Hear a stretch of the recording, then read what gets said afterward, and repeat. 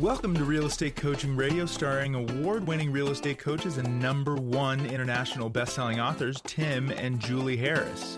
This is the #1 daily radio show for realtors looking for a no BS, authentic, real-time coaching experience. What's really working in today's market, how to generate more leads, make more money, and have more time for what you love in your life. And now your hosts, Tim and Julie Harris. Welcome back. I'm going to start out today's podcast by asking you a simple question. I want you to answer this question, and don't overanalyze it or think about it or ask yourself why Tim's asking you this question. Just write the answer to the question down. I want you to tell me right now, write it down, how you're actually feeling. How you feel. How do you feel about your future? How do you feel about your present state? How do you feel about your health, your wealth, your happiness, all of it? How do you feel? Because what we're going to show you today and on tomorrow's podcast as well, 22 ways to have almost an instantaneous, bizarrely powerful way of changing your mental, emotional, and then your financial state. And this is something that Julie and I practice habitually, and we also have coached all of our top coaching clients to do the same thing. That's right. So this is 22 ways to show gratitude and have a better life instantly. And because it's 22, it may take us 2 podcasts.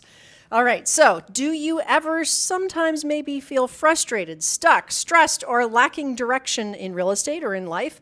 There's a simple solution to changing your mindset immediately and getting right back on track. Tim just ramped that up for you, getting right back on track.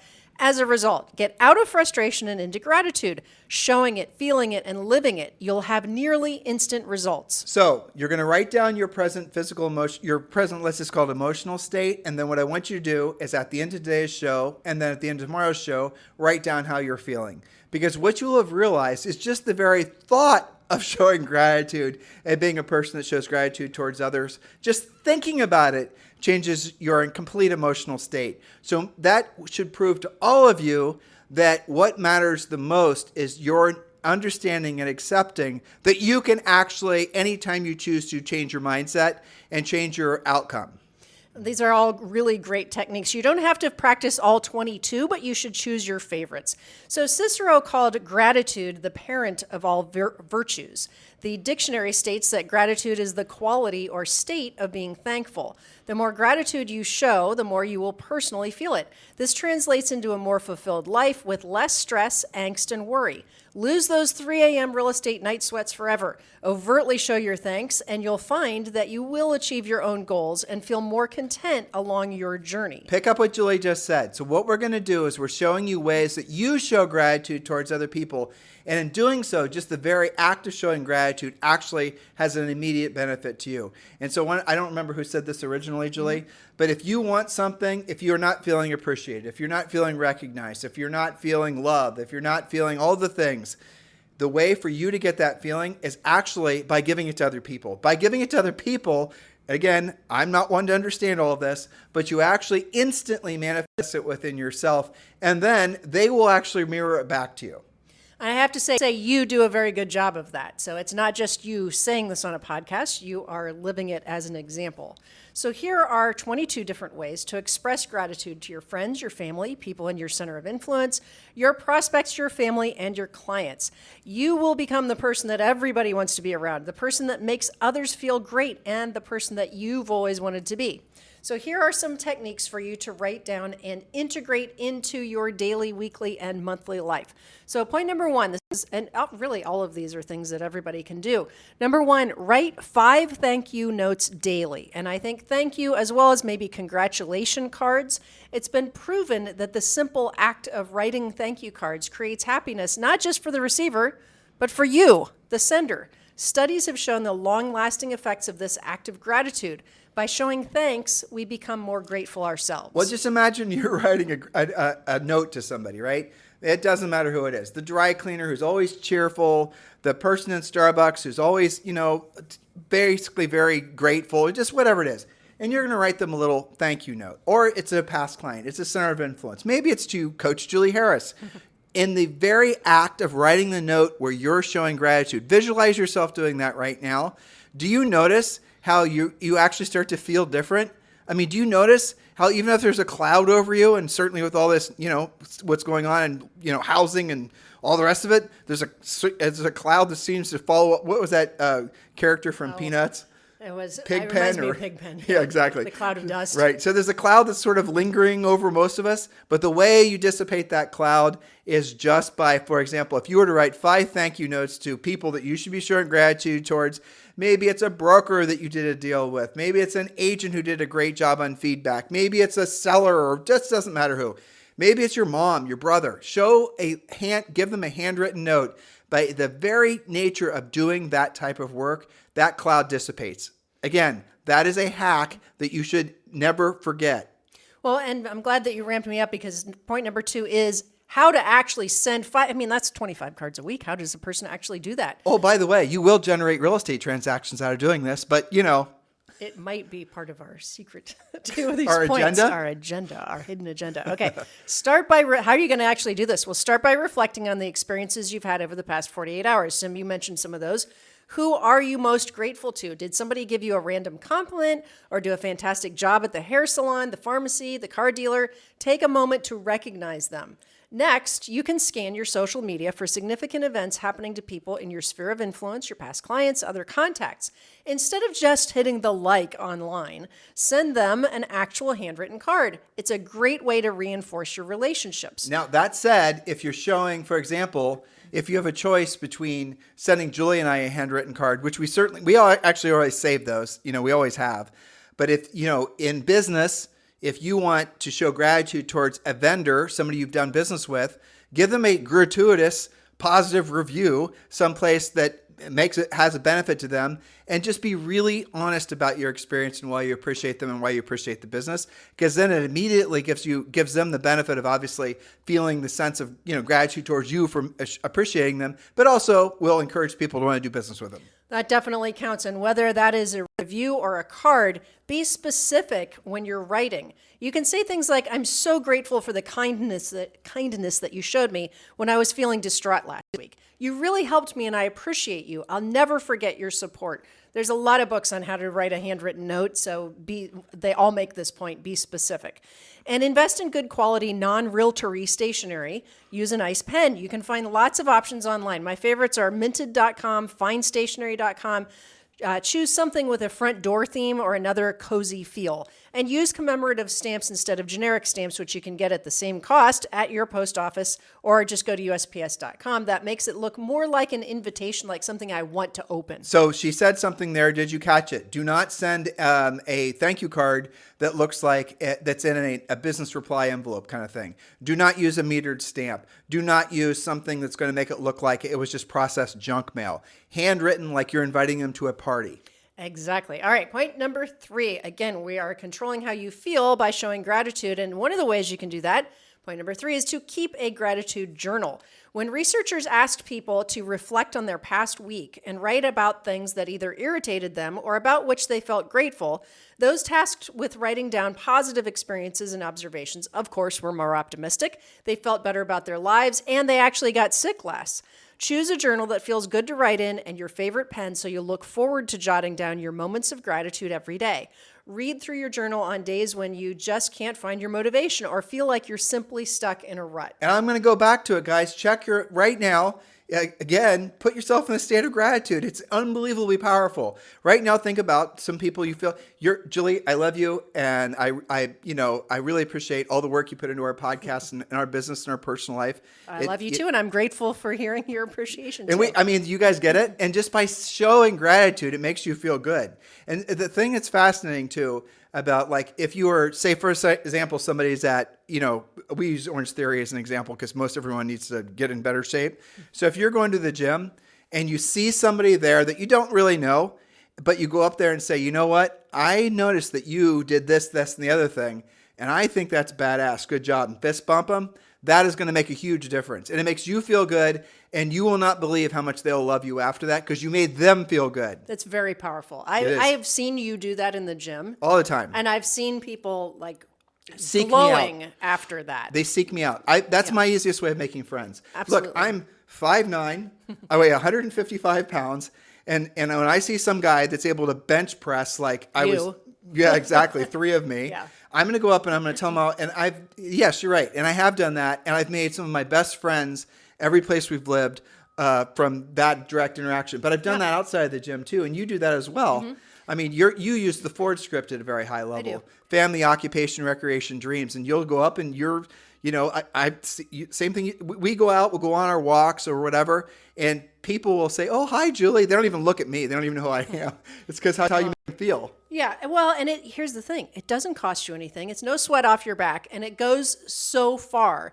I'll never forget, I gave a friend of ours, Cindy, a compliment when she was dropping off her, not 1, not 2, not 3, but 4 little munchkins at school one day. And man, she looked a little bit unglued, like she had barely made it with, which you can understand, getting 4 of them to school by the bell, right?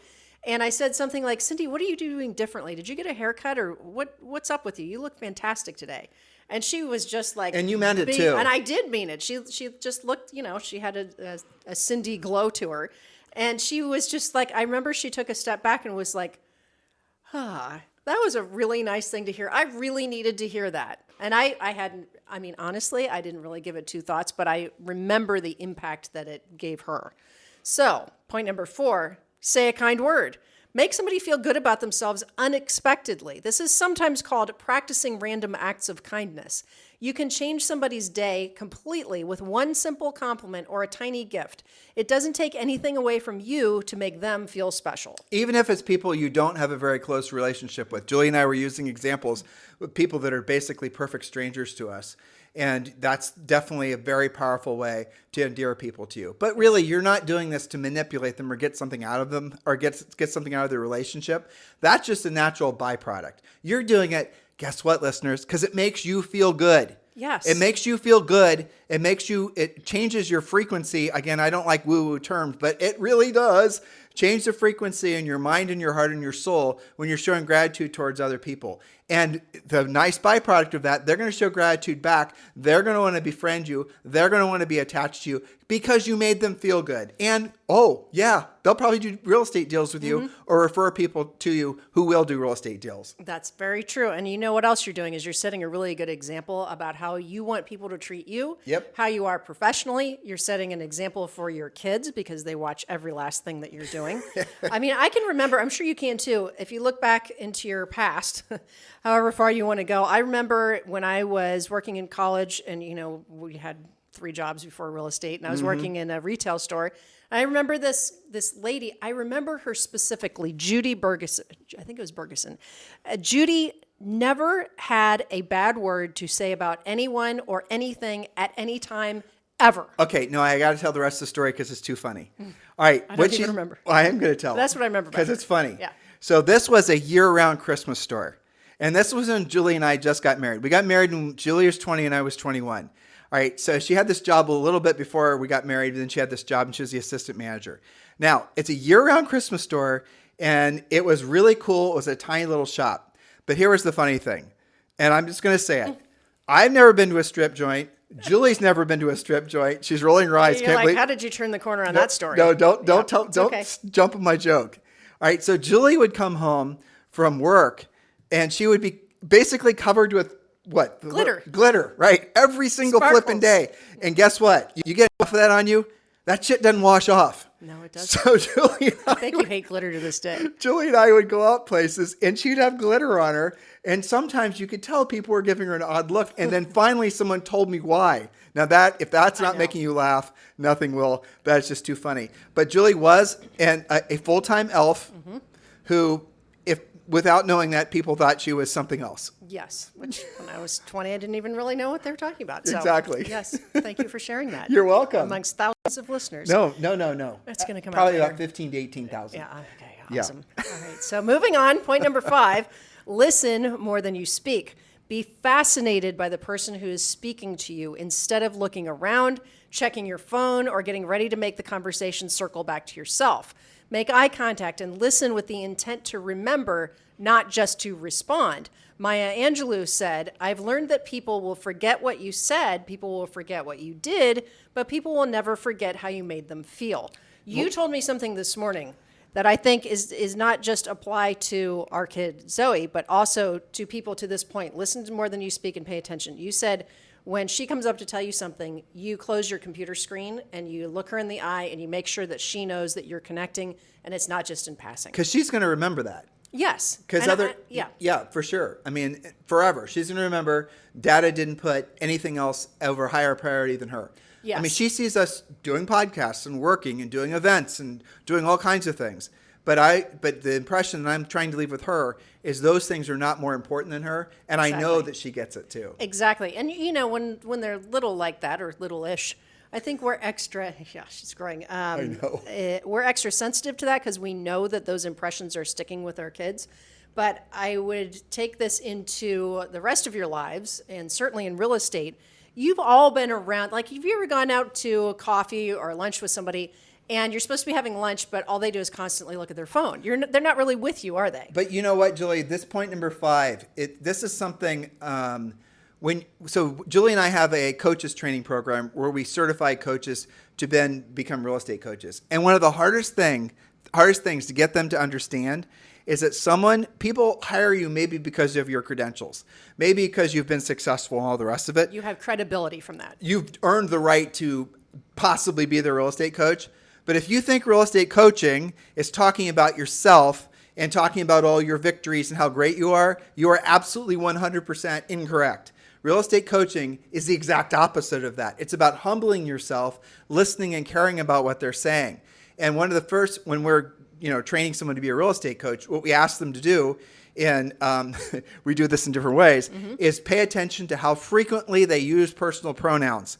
Wanting to tell the story about themselves. I this, I that. That reminds me of. No, don't. Just shut up. When you're talking to somebody, ask them more questions about what they're saying. Don't wait and just, okay, when are you going to be done with your damn story so I can tell you my... Well, enough about you, back to me. Exactly. That is a massive turnoff for everyone. So much so, Julie and I, it is almost, there's physical discomfort. And when you guys meet Julie and I in real life, you'll see me wince a little bit. If Julie and I have to talk about ourselves in real life, we'll talk about ourselves in our podcast because we're just sitting here, doing our podcast. But in real life, it is almost impossible for you to get Julie and I to talk about anything other than we'll maybe mention Zoe and we'll maybe mention other surface things, but we're going to pivot right back to talking about you. And we're not doing that because of any reasons other than we know ultimately what everyone's favorite topic is themselves. And we have trained ourselves not to talk about ourselves because we know that is something that, like in a sales environment or in life in general, if you go to a party and there's the person who's always talking about how great they are versus the person who's always showing sincere interest in you, which one are you going to gravitate towards? But where this really got beaten into us is because each of us have done well over 100,000 paid coaching calls, like well over 100,000 paid coaching calls. And on a coaching call, you do not talk about yourself. You can occasionally, but it's pretty much rule number 1. And so at this point, we've reprogrammed our brains to root out ego because that's where it goes. So when someone starts talking about themselves, and you can ask them questions and show sincere interest, it's the Ford script, right? Sure. Family, occupation, recreation, dreams. Be very careful and be very conscientious of how much your mind and your ego wants to loop it back and talk about yourself. There is so much to what you just said. You were talking about with regards to coaches and coaches training. Think about this point. Be fascinated by the person who is speaking to you, who you are speaking to, instead of looking around and being distracted. This is also a core point that is embedded on our listing presentation. Yep. Make it all about them. We have actual specific scripting for how to open a listing presentation and close it, which is based on this very point. You don't go into a listing presentation, thank you for reeling me in. You don't go into a listing presentation talking about anything that they're not interested in. They don't care. But how do you know what they're interested in? You have to ask them, and that's what we teach you to do in a premier coaching program. You have to ask them. You have to, essentially take a professional approach, find out what's most important to them. The very fact that you ask what's most important to them so they don't have to hear about you and your dog and all your plaques and your trophies is going to oftentimes be the thing that gets you the listing because you asked what was important to them. We hear that all the time. When 100%. our agents the feedback is you were the only one who cared to ask, who And bothered listen. to ask, and listen to what was important to me or to us. So take that point seriously, listeners. All right, point number 6. This is a fun one, and this actually is something that Coach Rochelle is really good at. This is simple. Bring cookies or flowers to a friend, colleague, or neighbor, and Coach Rochelle would ask, would add, or to a new construction sales rep. And let's be honest, Coach Rochelle would also add, or a bottle of Chardonnay. Yes, all of which is good. Okay, so make dinner for somebody who's recovering from an illness or just had a baby. Pop some cookies into the new build reps or the model homes. Bring your mortgage lender a Starbucks gift card. Chat with the bank manager when you deposit your checks. Give them some homemade cookies. It goes a long way. You are giving, you're doing something personalized. They're going to remember that, assuming you have decent cookies. But if you have a choice and you don't want to spend the money, the handwritten card is going to be better for sure. And will, by the way, last longer. Okay. Yeah. So point number 7, you mentioned this, post a positive review. You use different products and services every single day. So when something or someone is exceptional, recognize them online. When they thank you, you can always talk about real estate and ask whom they know who could use your help. That's an easy one, doesn't cost you any money. All right, point number 8, show your gratitude overtly and enthusiastically. Don't be like everybody else and give the token thanks. Instead, be more expressive with phrases like, you really saved my life on that one, or that compliment you gave me really made my day. That's an easy one to do, right? But again, you're showing enthusiasm. But think of the circle on that one, right? You're showing, if someone shows gratitude towards you, you are going to show gratitude. I know this is this is a word game here. Someone is saying, Julie, you look gorgeous today. You look amazing. And you're immediately going to say, well, thank you. And if that's the end of it, then I'm going to feel a little bit rejected because I was giving her a compliment and she was kind of just acknowledging it. Now, if she says, well, thank you very much. That really made my day. It's so nice of you to notice that I just got my nails done or whatever it was. I'm going to say that meant a lot coming from you because you always look awesome. You see what happened there? Reciprocity. Exactly. I mean, even subconsciously people do that, right? Exactly. But this is how you change. So people, all this, it's, what's that? Je ne sais quoi, right? The French saying. You walk into a room, you want to know why people are gravitating towards some people naturally, even subconsciously, why they move towards certain people and why they move away from other people. It's this stuff. It's not their influence on Instagram, guys. It's not like, there's so many people out there right now that sold like 3 houses, but they're legit celebrities on Instagram, even in the real estate space. But that's not the same as what we're talking about. That stuff is fleeting. That stuff comes and goes. That stuff's like a sugar high. What we're talking about is how you form long-lasting relationships that last decades. Well put. All right. Point number 9, notice and compliment specific things about people. We can all name people who are always smiling, tell the best jokes, have the best manners, or are always dressed to the nines. Recognize them by being specific. You and I have a friend that occasionally we see on the beach, and he went on a walk with us, John. Oh, yeah. He has like the best stories, and he's from the financial world. We always learn something new from him. He used to work and we always tell him that. He used to work at the Philadelphia Fed. I mean, just like opening his brain. It doesn't matter what the topic is, you are going to learn something. Yeah, but the funny part is we are way better at the real estate stuff. I know, which makes it fun though. And he hates that. I know. He's so used to basically being the wise man. The big brain in the yeah. Exactly. He's so used to being the wise man on the hill. And we talk about, he knows obviously what we do. And so he'll ask us about real estate and we don't take the bait. We'll ask him, well, what does he think about the question you just asked? And then he'll give us a very detailed answer. And then we'll ask him questions about what he just said and pointing out basically in our questions, because he has to then answer the questions and like, oh, there's going to be a big, he was one of these doomsday guys, big crash in real estate. And he's been saying that to us on and off for like 3 years. And we're like, okay. I mean, we went on a 6-mile walk with him the other day. I was like, okay, let's talk about this. And then he was finally asking, well, he's like, so Tim and Julie, why hasn't there been? And we gave him all the reasons why. And he goes, so maybe the people are listening to it, or A, full of it, or B, talking about a different sector, like, for example, commercial real estate, to which yes. Julie and I also said, so the people that have been saying there's going to be a bust in commercial real estate has also been saying that for a long period of time. Where's this bust in commercial real estate?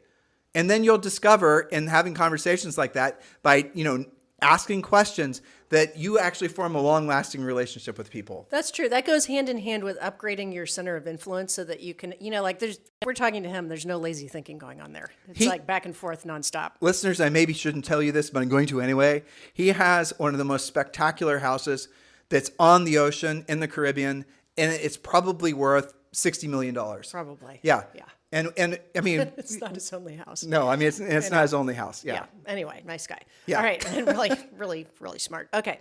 Number 10, volunteer your time and your skills to support other people's causes. Pay attention to the charitable events that your sphere of influence and past clients are involved in. Support them whenever you can, not just by donating money, but by showing up and contributing your time and support.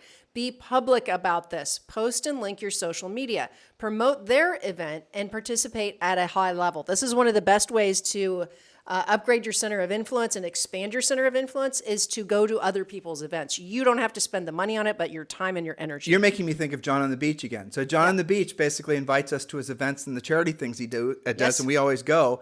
But again, how did we become friends with somebody like that? A, he's a really brilliant, wonderful, nice, sweet person. But B, it's because we were sincerely interested in what he knew because he's operating at a different, way, what would I say, level mentally. I can't even say Yes. it. I mean, there you go. Right. That's so that's where I am versus where he is. And so we wanted to earn the right to be his friend. And so we practiced what we preached, and through over years of conversations, now we're friends with them. And that's what you guys can do as well. And we did not grow up knowing people that live in, No. 9-figure homes. That's not us. And also, I have to point out, because we're using him as an example so they can do similar. He might listen have to our similar podcast. Have you thought about that? I know. But, when we first met him, we didn't know who he was, right? We met him on the beach. We were at the beach restaurant. He was kite surfing. We'd go there. It's pretty cool to watch these guys. And so we just had a simple Ford conversation, right? Family, occupation, recreation, dreams, get to know you, then get to know you intellectually, then become a friend, and then you have bigger and better conversations. The point being that would not have happened if it was all about us all the time. We were asking about him, what's he interested in, what does he know about, and then one thing leads to the next. So what we're trying to touch on I think I just kind of figured out why Julie and I are sharing this wavelength right now, is because Julie and I got married 32 years ago, and we were broker than broke. We were negative broke, basically. Well, I was a full-time Christmas elf, if that tells you something. Or maybe a stripper. I don't know which. All right. So I don't know where she went during the day. I mean. You thought I was an elf. No, Exactly. I was just kidding. All right. So the fact is what we've learned over the years from, the things we're telling you guys now. And reading a lot of things and experimenting with a lot of different experiences. But what we do know is these points work in any price range, in any market condition, with people of vastly different education levels, because humans are all wired the same. What people want to feel more than anything is appreciation and gratitude, appreciation, acknowledgement. That's what people want. And if you're the purveyor of that emotion for them, they're going to love you forever. Point number 11. Okay, this will be our last point for today, and then we will continue tomorrow. Point number 11, be gracious when you're challenged by a situation or a person. This is a tough one. Show respect and manners, even if you're in serious disagreement. I think probably everyone in the entire world could take a dose of this, right? Take the high road. You don't always have to argue as if you're in a death match. The other person may have something valuable to offer in spite of being in contention with you.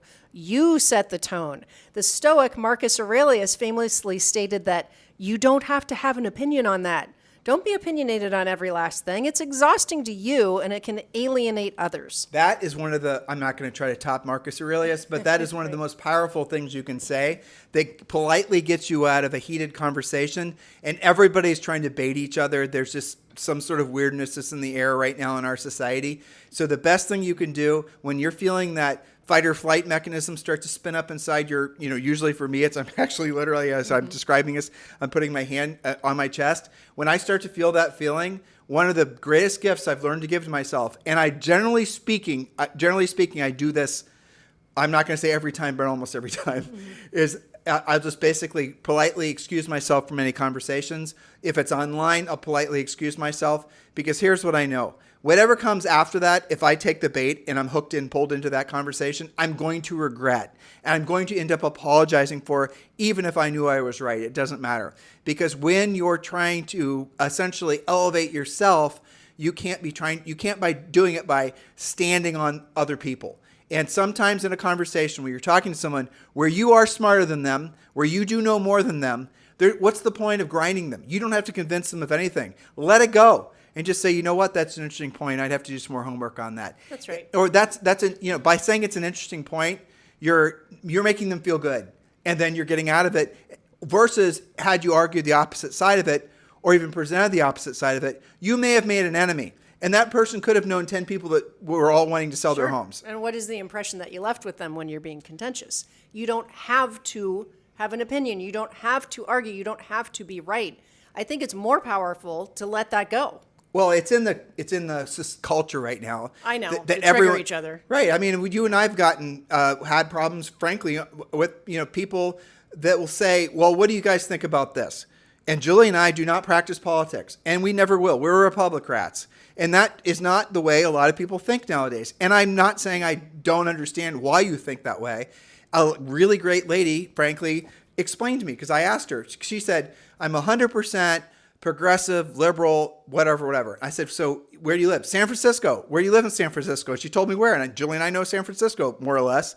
So she's living in a very progressive. There's not a single conservative person that she'll ever stumble across.